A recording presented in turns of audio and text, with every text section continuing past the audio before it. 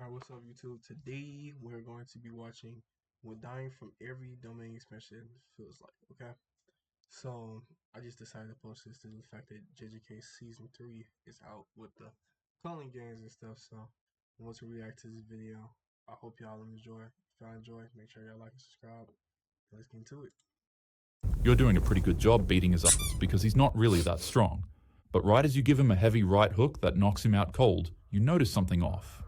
The kid's face develops black marks on it, and the once annoying and innocent expression he had transforms into something more sinister. His scrawny, whiny voice is also a lot deeper now, like way deeper.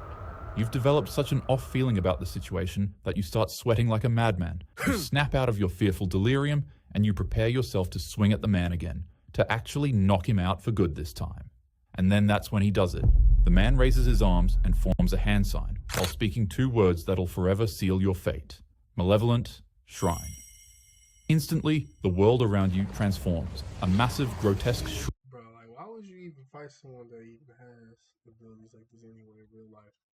shrine erupts from the ground behind the man, and before you have time to process what you're seeing, you're already done for. Honestly, this domain is so fast that we'll go ahead and slow time to see what happens to your body within just 1 second. Because what you're about to experience is 7 quadrillion cuts and slashes, striking your body per second. The first slash tears across your chest, another hits your arm, then your leg, then your face. You were once standing, but now you feel shorter, and that's when you realize. Bro, no, if you getting hit with 7 million slashes at once, I'm assuming that he's talking about an average person. They're getting sliced. They probably wouldn't be minced meat. They'd probably be like, it would be like a puddle of blood, bro. Realize that your legs have flung off your body and are now floating blissfully in the air while being torn to shreds. Your arms follow them, then your hands, eyes, and teeth as well. The slashes keep coming, relentlessly cutting deeper into your body, splitting your skin and splintering your muscles. You can't run because the domain is open and 200 meters wide. You can't scream because by the time you even feel any pain, you'll already be gone. Now, if we were to play the Malevolent Shrine in real time, well, you'd just explode into a mist of red clouds before anybody That's what I'm saying.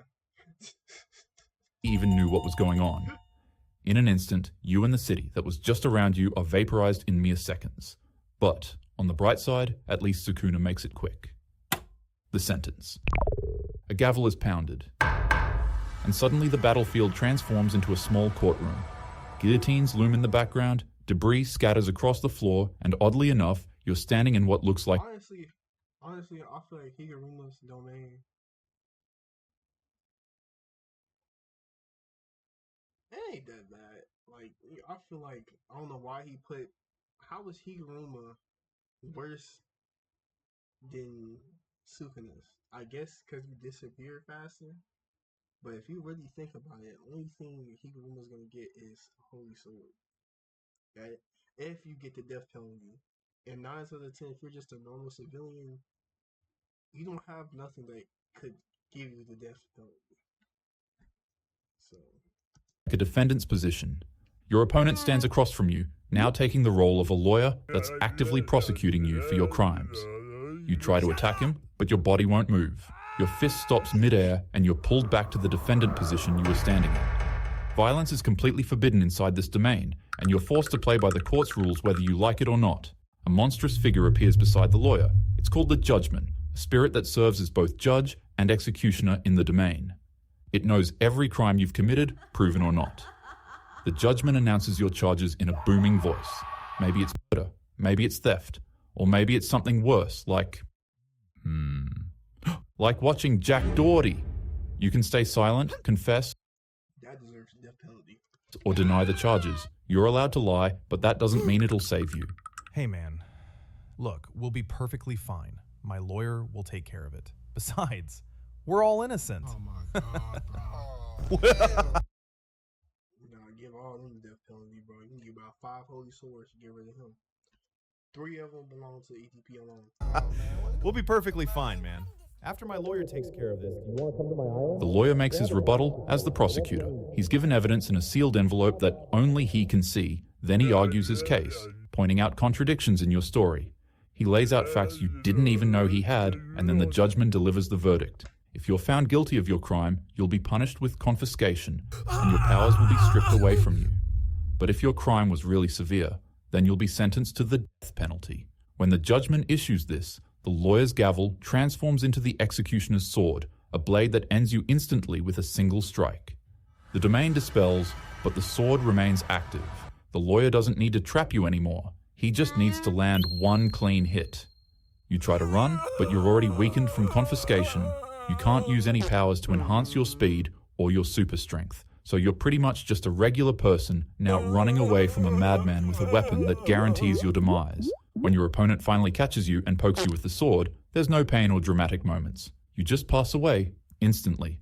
I guess it's just sort of embarrassing to have your crimes read aloud to you.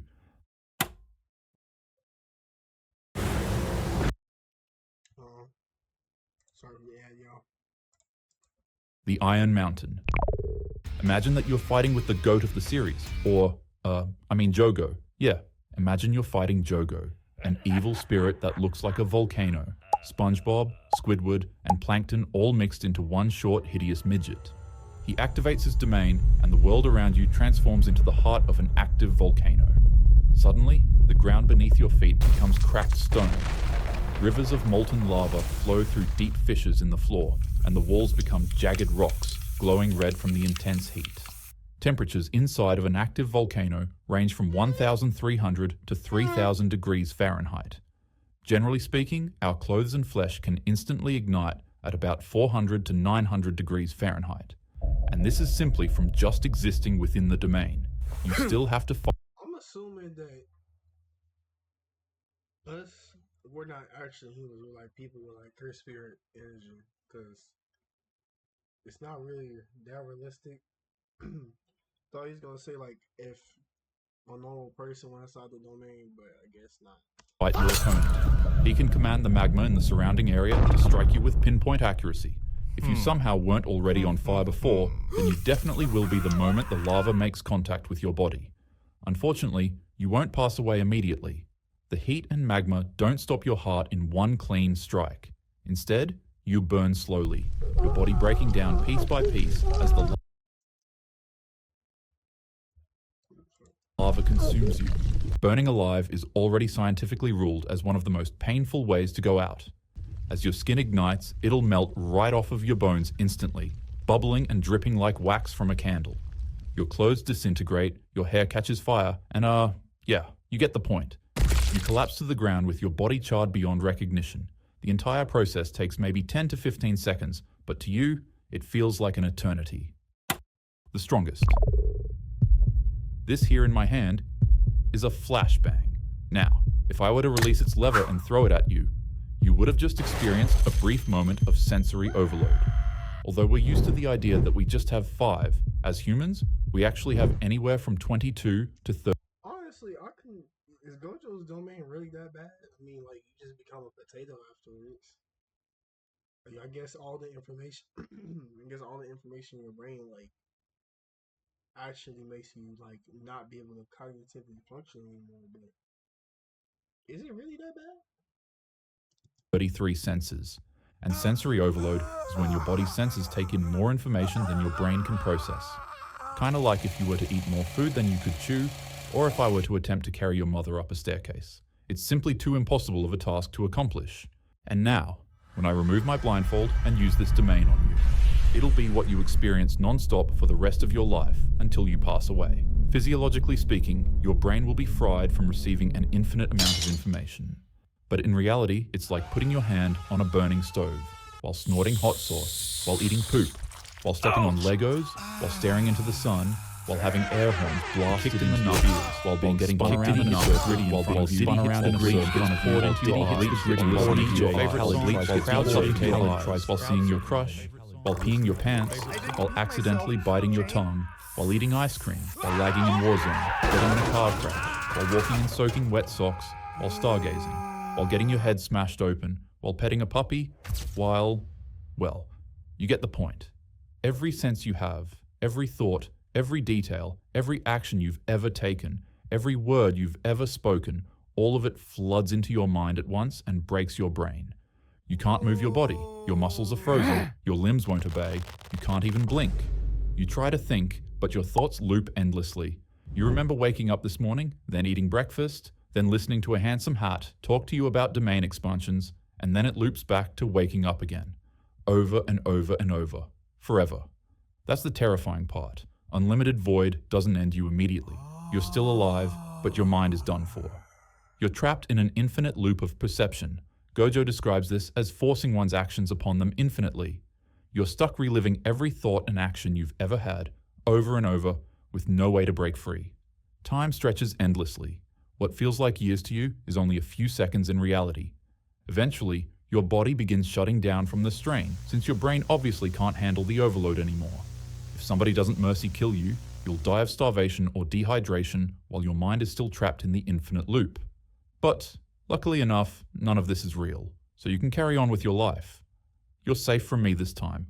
I've been enjoying Season 3 a lot,